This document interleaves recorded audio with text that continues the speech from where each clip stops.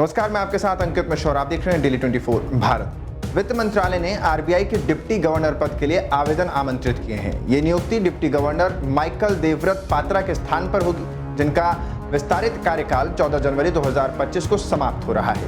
भारतीय reserve bank यानी RBI के डिप्टी गवर्नर का यह पद अर्थशास्त्रियों के लिए है।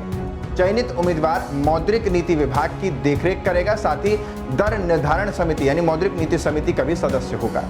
सार्वजनिक घोषणा में उल्लेखित पात्रता मानदंडों के अनुसार आवेदकों के पास भारत सरकार में सचिव या समकक्ष स्तर पर अनुभव सहित लोक प्रशासन में कम से कम 25 वर्ष का कार्य अनुभव होना चाहिए। ये किसी भारतीय या अंतर्राष्ट्रीय सार्वजनिक वित्तीय संस्थान में कम से कम 25 वर्ष का कार्य अनुभव होना जरूरी है।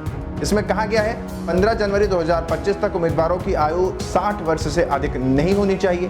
ये नियुक्ति 3 वर्ष की अवधि के लिए की जाएगी और चयनित व्यक्ति पुनर्नियुक्ति के लिए पात्र होगा।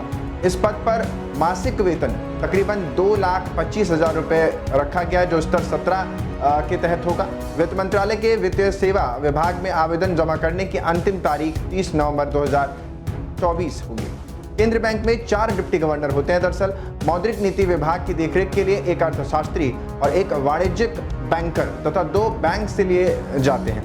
नोटिस में कहा गया है कि यह ध्यान देने योग्य है कि वित्त क्षेत्र नियामक नियुक्ति खोज समिति यानी FSRSC योग्यता के आधार पर किसी अन्य व्यक्ति की भी पहचान करने और सिफारिश करने के लिए स्वतंत्र है, जिसने पद के लिए आवेदन नहीं किया है।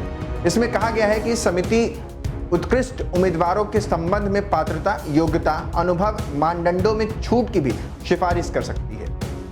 FSRASC की अध्यक्षता मंत्रिमंडल सचिव करते हैं। दरअसल समिति के अन्य सदस्यों में वित्त सेवा विभाग के सचिव, आरबीआई गवर्नर और 3 बाहरी विशेषज्ञ शामिल होते हैं। पात्रा को पहली बार जनवरी 2020 में 3 साल के कार्यकाल के लिए डिप्टी गवर्नर पद पर नियुक्ति मिली थी। बाद में उन्हें 2 बार 1 साल का विस्तार भी दिया गया है। अब इसी पद के लिए यानी डिप्टी गवर्नर के पद के लिए वैकेंसी निकाली गई है और सरकार की तरफ से ये अधिसूचना जारी की गई है, यानी वित्त मंत्रालय की तरफ से यह अधिसूचना जारी की गई है और इसी के अनुसार जल्द से जल्द इस पद को भरने के लिए सरकार और आरबीआई आगे बढ़ रहा है।